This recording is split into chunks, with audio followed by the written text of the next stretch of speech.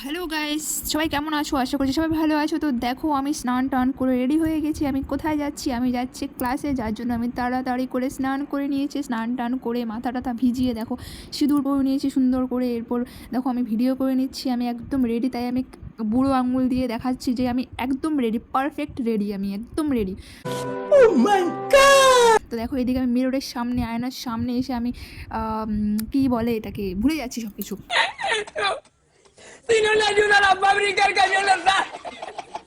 তো দেখো আমি আমাকে ভিডিও করে নিচ্ছি, দেখো আমাকে কেমন লাগছে সেটা আমি দেখছি। আর ওই দেখো পেছন দিক দিয়ে আমার বর বেরিয়ে গেলো, কিছুই বললো না, আমাকে জাস্ট ইগনোর করে বেরিয়ে গেলো। Somewhere deep down in my heart.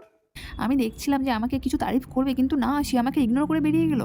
তো যাই হোক, আমি নিজেকে নিজে তারিফ করে দিলাম যে দেখো আমি কত সুন্দর, আমাকে খুব সুন্দর লাগছে।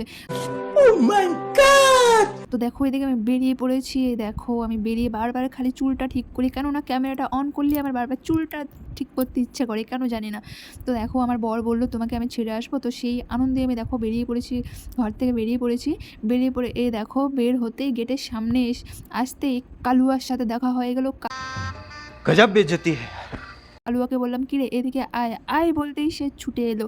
জানি না ওর সাথে আমার কিসের সম্পর্ক, আমাকে কি করে চেনে জানি আমি নিজেও জানি না। আমি এক ডাকে সে সাড়া দিয়েছে। তো তারপর দেখো আমি আবার ডেকে নিলাম, কিরে আয় আয়, সে আমাকে পাত্তাই দিল না। আর দেখো বাইকে উঠে আমি চলে যাচ্ছি ক্লাসে। তো দেখো ক্লাসে যাচ্ছি বাইকে, কতই না মজায়। দেখো মোড় ঘুরে গেছি, এবার আমি রেলগেট পার হয়ে যাব, রেলগেট পার করে আমি চলে যাব একদম ক্লাসে। তো দেখো আমি রেলগেট পার করে চলে আসছি। এই দেখো আমাদের গলি, এই গলি দিয়ে আমাকে বেশি যাতায়াত করতে হয়, এই গলি দিয়ে আমি ক্লাসে যাই। তো দেখো আমি ব্রিজের সামনে চলে আসছিলাম বাইকে। তো একটু একটু করে ক্লিপটা নেওয়া হচ্ছে, আর আমার বর বলছে সব কথা যেন মিউট করে দিবে, দিয়ে দিবে। আমি বললাম ঠিক আছে, আমি নো টেনশন, আমি সব কথা মিউট করে দেবো। আর এদিকে দেখো আমি ক্লাসে এসে পৌঁছেও গেছি। তো ক্লাসে বসে বসে আমি বোর হচ্ছিলাম, ভাবলাম যে আমি একটা ভিডিওই করি বসে বসে বোর যখন হচ্ছি। আর ওদিকে সিসিটিভিও কিন্তু আছে, সিসিটিভিতেও দেখা যাচ্ছে। তো আমি ওসব ইগনোর করে ভাবলাম চলো আগে স্টাইল মারা যাক, বাকিটা পরে দেখা যাবে। তো দেখো আমি বসে আছি, আর এদিকে দেখো আমাদের ক্লাস স্টার্ট হয়ে গেছে। এই দেখো আমাদের ক্লাস চলছে। এখানে ম্যামও ছিল, যার জন্য আমি ভিডিওটা এরকম করে নিয়েছি, ম্যাম যেন দেখতে না পায়। এই দেখো ক্লাসের শেষে এখানে আমরা প্র্যাকটিক্যালে বসেছি। এই দেখো আমরা প্র্যাকটিস করছি। তো একটা বান্ধবীকে বললাম আমি এখানে কাজ করব, ল্যাবে কাজ করব, তুই আমাকে একটা ভিডিও ক্লিপ নিয়ে দে। তো সেই বান্ধবীটা খুব সুন্দর করে আমার একটা ভিডিও করে দিল, তাকে অনেক অনেক থ্যাংক ইউ, এত সুন্দর একটা ভিডিও ক্লিপ করে তুলে দেওয়ার জন্য অনেক থ্যাংক ইউ। তারপর আমাদের এই দেখো ক্লাস হয়ে গেল। ক্লাস হয়ে যাওয়ার পর আমার ব্যাগের চেনের থেকে সেই আমার পুতুলটা টাকলি হয়ে গেছে। হুট করে দেখি আমার চেন লাগাতে গিয়ে আমার টাকলি নেই, ওখানে দেখি রাস্তায় পড়ে গেছে। পড়ে যাওয়ার পরে আমি ওকে তুলে নিয়েছি, কারণ আমি ওকে ভীষণ ভালোবাসি, তাই ওকে আবার বুকে টেনে নিলাম। এই দেখো আমি গুটি গুটি পায়ে আমি চলে আসছি।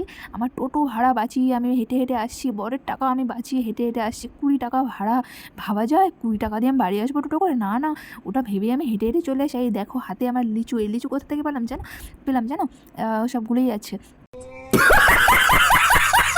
এই দেখো আমার বন্ধু একটা দিয়েছে আমাকে লিচু নিয়ে মনের আনন্দে বাড়িতে আসি যে বরকে দেখিয়ে দেখিয়ে খাবো। এই দেখো আমাদের দুর্গা মন্দির।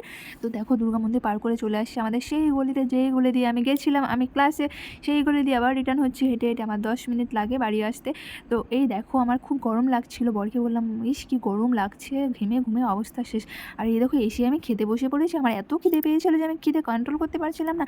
আজকে ডাল দিয়ে 1 প্লেট ভাত খেয়ে নিয়েছি। এই দেখো বেগুন ভাজা, পটল ভাজা, নিরামিষ সবজি, ডাল। আর এই দেখো আমার বরটা ঘুম থেকে উঠেই আমার লিচুগুলো সব খেয়ে নিল, খালি বলে টক টক, তুমি টক খেও না, তোমার টক খাওয়া বারণ। এই বলে বলে আমার থেকে সব কটা লিচু নিয়ে সে খেয়ে নিল। আর আমি বলে আমার লিচু দাও, সে আমার কথা শুনলো না।